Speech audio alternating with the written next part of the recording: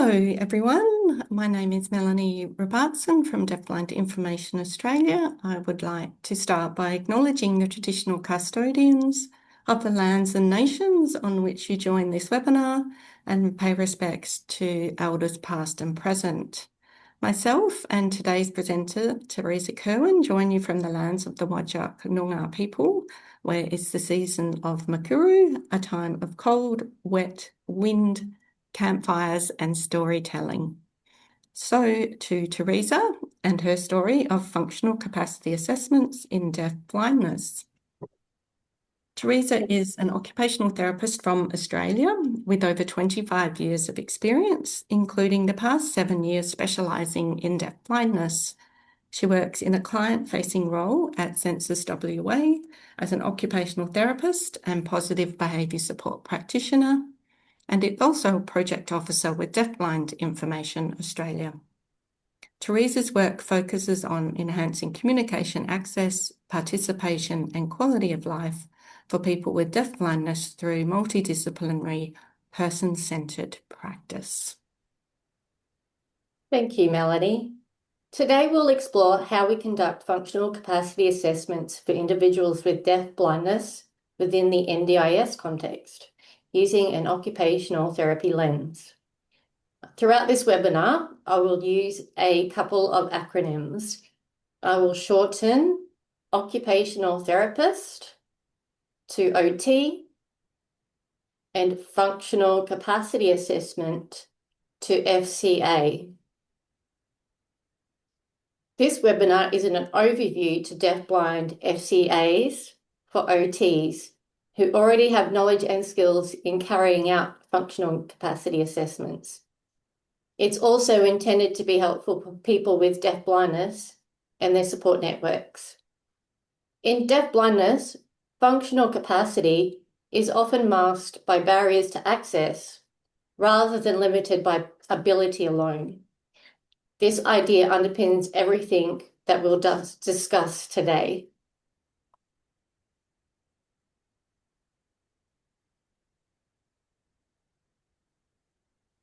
The aims of today's webinar are to understand the impact of deaf blindness on functional capacity, apply an OT approach to assessment, strengthen skills in functional capacity assessment in the NDIS, improve development of clear evidence-based recommendations, and enhance person-centred and collaborative practice in deafblind care. Most of us today will be aware of what deafblindness is, but just in case, here is an explanation. Deafblind Australia defines deafblindness as a unique and isolating sensory disability resulting from the combination of both hearing and vision loss or impairment. This has a significant effect on communication, socialisation, mobility, and daily living. We need to remember that deafblindness is not just simply the sum of deaf plus blind. The interaction between vision and hearing loss creates a very different experience of the world. This has direct implications for how we assess functional capacity. A reminder to all those working in this space that deafblindness is a spectrum. It's not just one single condition. It exists across a continuum of combined vision and hearing differences. People may have mild to profound hearing and/or vision loss, congenital or acquired conditions, and fluctuating or progressive changes.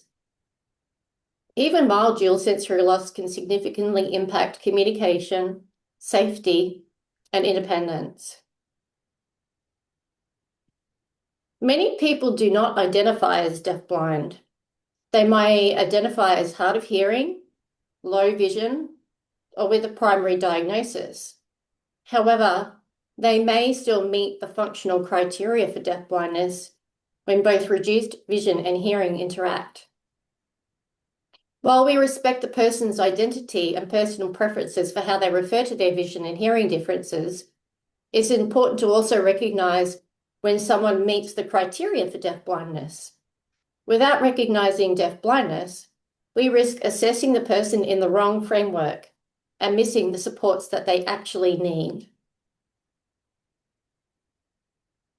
OT information gathering and assessment.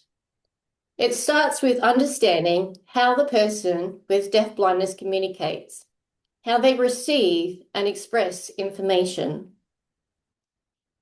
Adapt your assessment to fit their communication. This is a critical foundation for OT assessment. Further communication information is discussed later. The purpose of the FCA and the target audience shape the level of detail and the recommendations that we report. The primary aim might be to evidence the need for an increase in NDIS funding in certain budgets, while a secondary aim might be to increase knowledge and understanding of system supports, or provide information to the person with deafblindness on supports and options available to them. The Person, Environment, Occupation Performance Model, the PEOP model, is an important framework used by OTs to guide our assessment, intervention, and evaluation of client-centered care. On the right side of this slide, there is a picture of the PEOP model. It is a series of overlapping circles that represent the interaction between person factors, environment factors, and occupational performance. As OTs, we understand function through the interaction between the person, environment, and occupation. Deafblindness disrupts all three: access to sensory information, accessibility of environments, and opportunities to engage in occupations. That is, everything a person does that is meaningful and purposeful in daily life. Often, what might look like low capacity is a poor person-environment fit.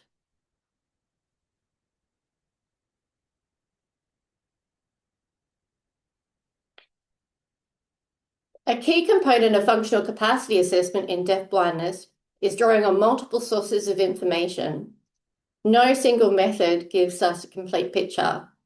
We need input from the individual and their family, support staff who understand day-to-day functioning, sensory professionals such as orthoptists and audiologists, orientation and mobility specialists, behaviour support practitioners, and other allied health.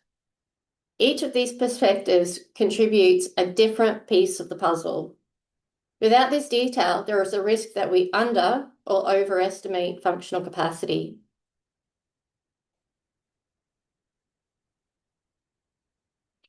FCAs often focus heavily on the difficulties and challenges a person is experiencing.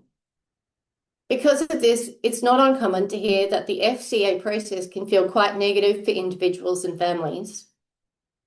The occupational profile at the beginning of this assessment provides an opportunity to bring humanity into the report.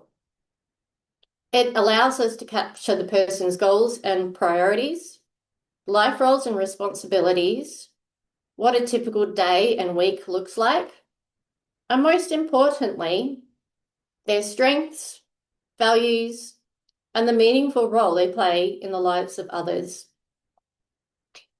This helps ensure that our assessment reflects not just what is difficult, but who the person is and what matters to them. When we assess person factors, we gather information about diagnoses, medical history, primary and secondary disabilities, medications, sensory function, communication, cognitive function, emotional and psychological functioning, and physical functioning. We will look into these further in the next few slides. So what information do we need about sensory function? Having robust, up-to-date information about both hearing and vision is critical. As OTs, we are not diagnosing, but we clearly need to understand the type and severity of hearing and vision loss, how the person functionally uses any residual sensory input, whether their condition is stable, fluctuating, or progressive, assistive technology used to support hearing and vision, and environmental adaptations needed to support hearing and vision. So where do we get this information? Functional vision assessment reports by an orthoptist provides the most comprehensive information about a person's vision. It includes diagnoses affecting vision, as well as up-to-date information on the person's functional vision, such as near and distance vision, visual fields, depth perception, color, contrast sensitivity, fixation and following, and more.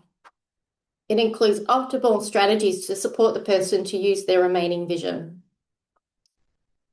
Other sources of information might be ophthalmology and optometry reports, and audiology reports also play a key role in understanding the person's hearing thresholds and functional hearing, and under what conditions they can access and interpret sounds. We cannot accurately assess functional capacity if we don't understand how the person is accessing information. It's also important that we maintain a holistic understanding of the conditions that may contribute to deafblindness. For example, Chard syndrome and Usher syndrome commonly result in deafblindness, but there are other features of these syndromes which impact on functional performance. These conditions may involve multi-sensory impairment, communication differences, cognitive or developmental factors, and medical and behavior features. Some conditions are progressive, which means a person's functional capacity may change over time. Understanding diagnosis and prognosis helps to ensure we don't miss vital pieces of information impacting on current occupational performance, and that we make recommendations for future supports to monitor change in functional capacity over time.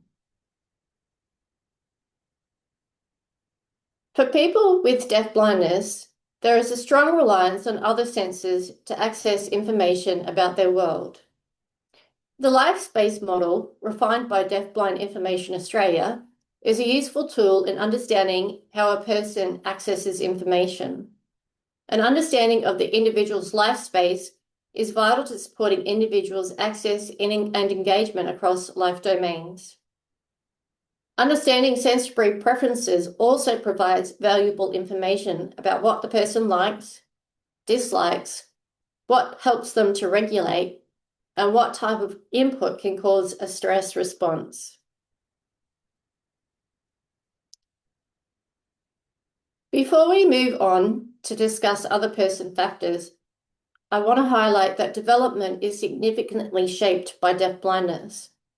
What we observe now is inconsistent access to information over a lifetime, which affects learning, interaction, and experience.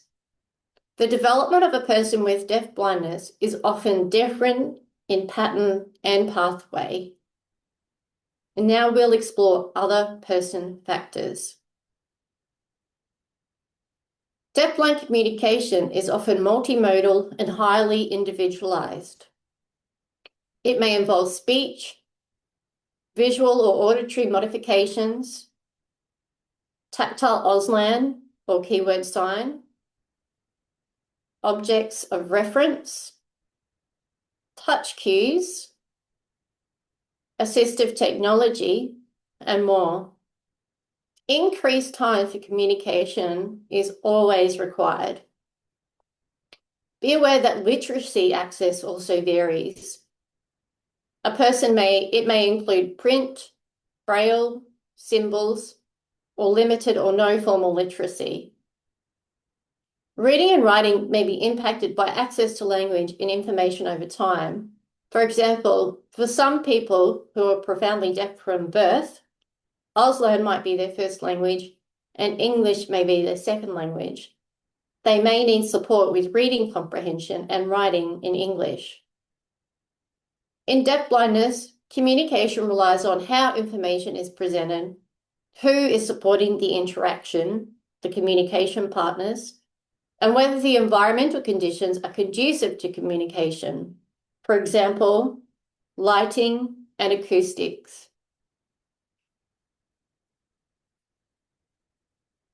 Cognitive difficulties are often the result of limited access to information over time. This can include difficulties orientating to time, for example, date, day, and time of day. The person may rely on routines to understand what is coming up. Because of vision and hearing differences, people with deafblindness have limited opportunities for incidental learning. They may have good knowledge in one area and very little to none in another. People with deafblindness often benefit from explicit learning experiences tailored to their access needs. Deafblind people have an increased reliance on working memory. For example, to memorize where things are and keep track of conversations. They often require increased time to process information. For example, to make sense of what is being communicated without visual or auditory access to social cues. Deafblindness can have an impact on the development of executive skills, like problem solving, abstract reasoning, and this is linked to decreased opportunities for incidental learning. You may see different thinking styles, like concrete and black and white thinking. Again, this is linked to decreased access to information and experiential learning throughout their lifetime. And these thinking styles help the person make sense of their world.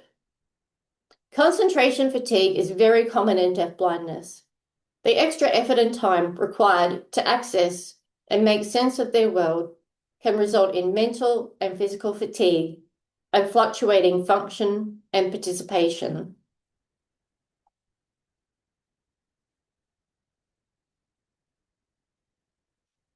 When assessing emotional and psychological function, consider the increased risk of social isolation, increased vulnerability to depression and anxiety, and the presence of behaviours of concern. Behaviours of concern may reflect decreased access to information now and over their lifetime, reduced social and emotional learning, communication breakdowns, and that sensory preferences are used to fill gaps in vision and hearing and to self-regulate.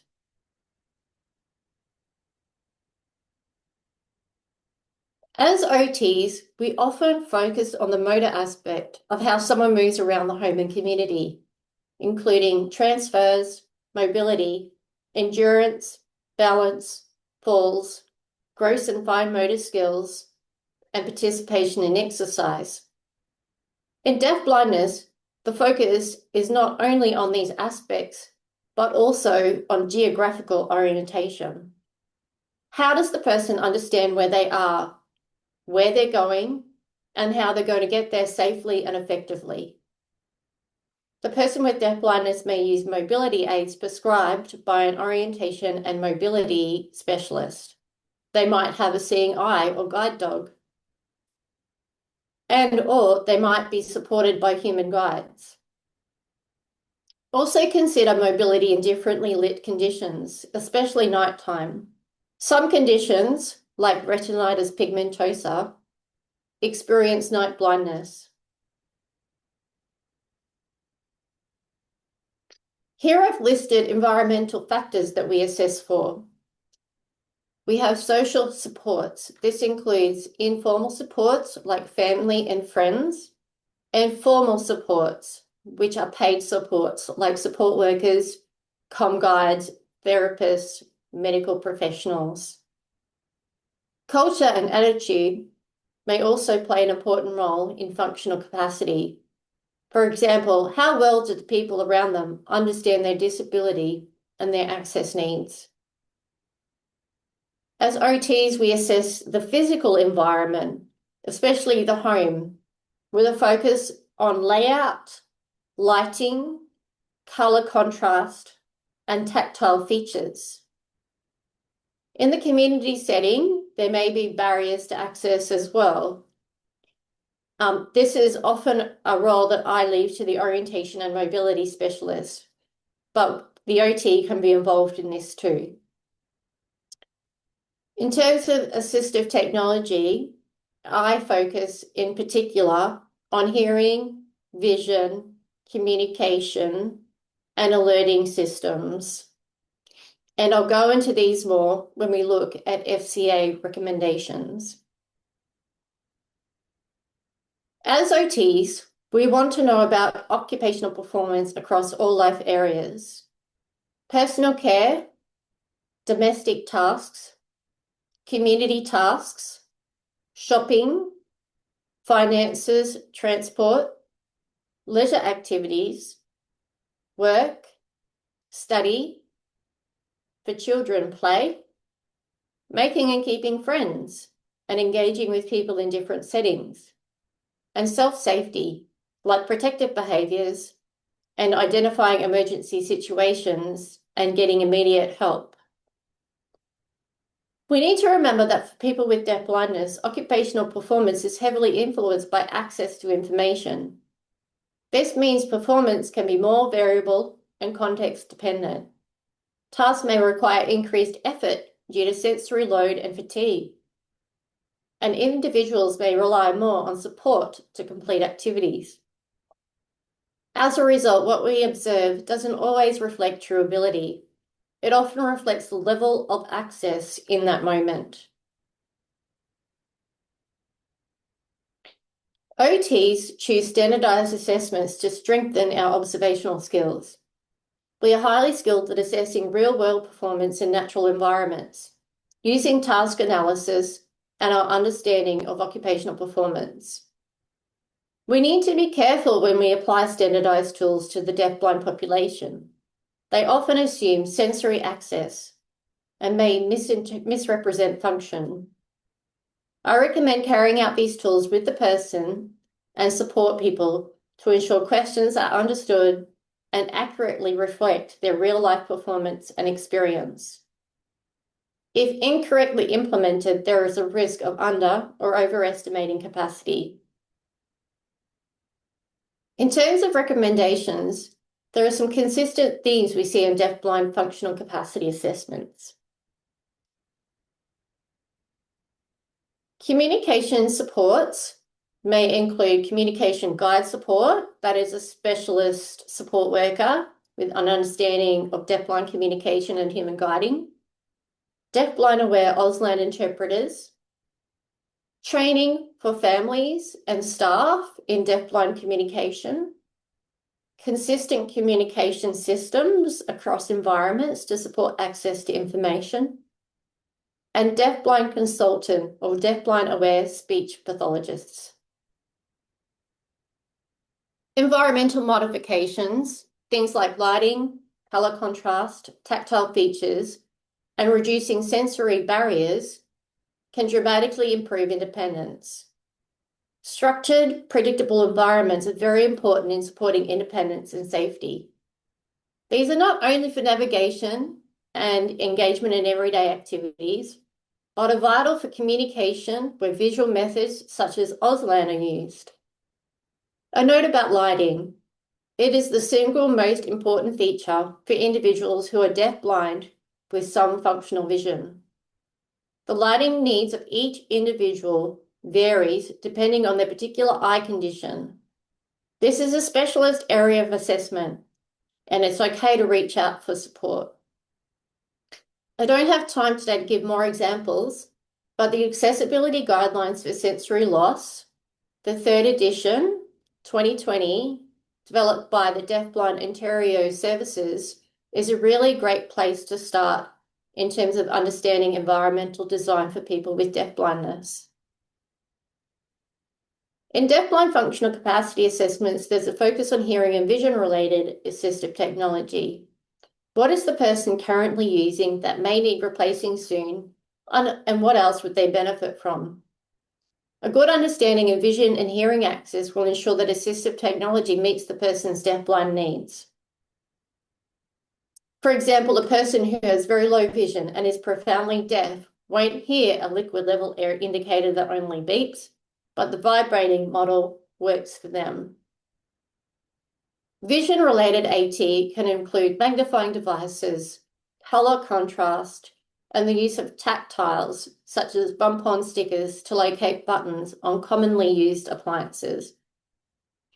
And does the person use or need AT to support communication? For example, a tablet with speech-to-text apps or other AAC. Do they require replacement canes and tips? What is required to maintain safety and independence in personal care, non-slip mats and magnifying mirrors? What is required for personal safety? For example, accessible SOS devices, falls alerts, and smart security systems. Alerting systems are extremely important in providing access to information and real-time safety. These give the person information about someone at the front door, the smoke alarm, if a baby or child is crying in another room of the house, and more. Smart devices are becoming increasingly popular and effective in supporting access to information, independence, and connection with others. This includes smart homes, smart watches, and smartphones. Assistive technology recommendations may cross over with other professionals, for example, orthoptists, audiologists, and speech pathologists. So the OT will incorporate information from these professionals in our functional capacity assessment. Orientation and mobility is a certified and registered professional. So this work is outside the scope of physio and OT, and it's really important that if this is a recommendation, that we're quite explicit about this recommendation. The O&M specialist assesses safe and independent travel skills, supports the development of orientation, navigation, and spatial awareness, identifies environmental barriers and facilitators to mobility, recommends strategies, training, and aids, for example, cane use, environmental cues, and of course, human guides. And they promote safe access to home, community, and meaningful activities.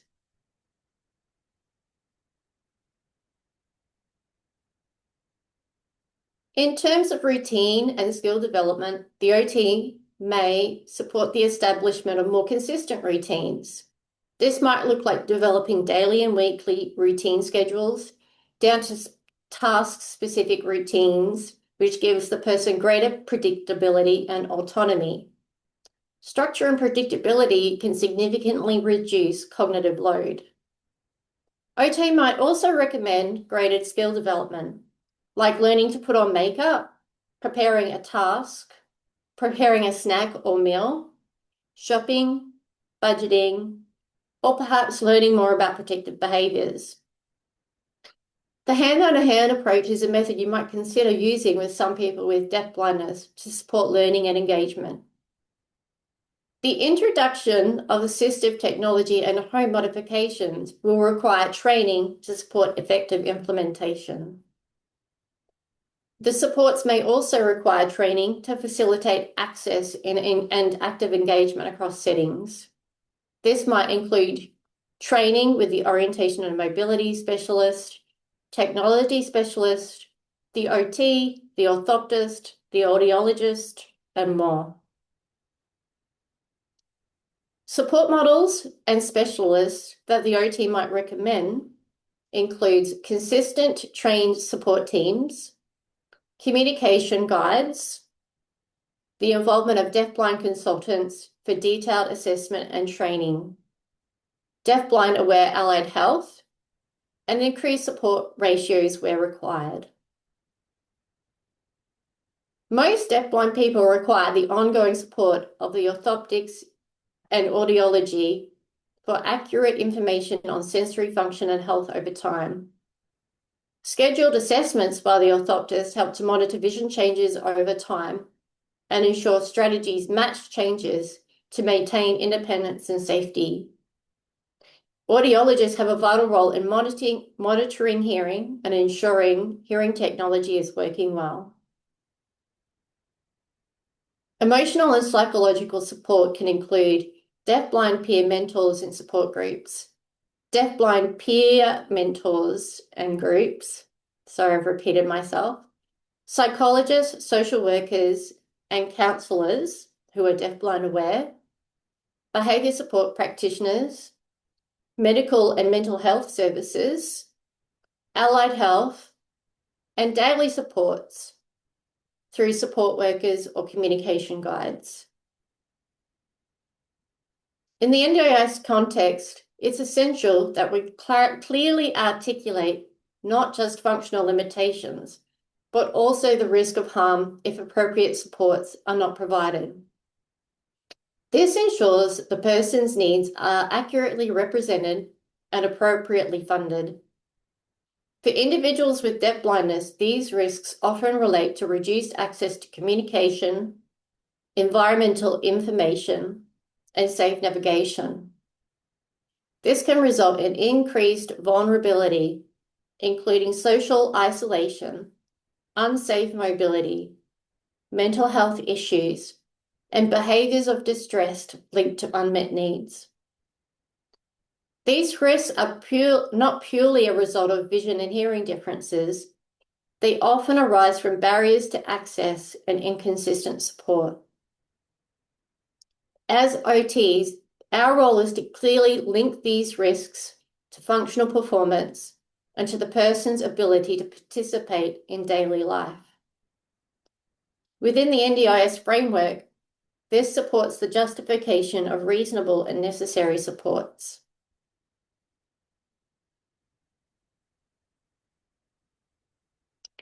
So thank you for joining me today for this webinar. I hope it's been helpful for you to understand that functional capacity in deafblindness is shaped by access, not just ability.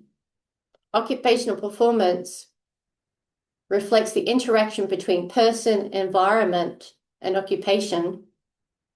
Communication and environment are critical to valid assessment. NDIS reporting requires clear articulation of functional impact of deafblindness and risk. Strong recommendations are deafblind specific, evidence-based, and context-driven. And effective practice is collaborative, person-centered, and multidisciplinary.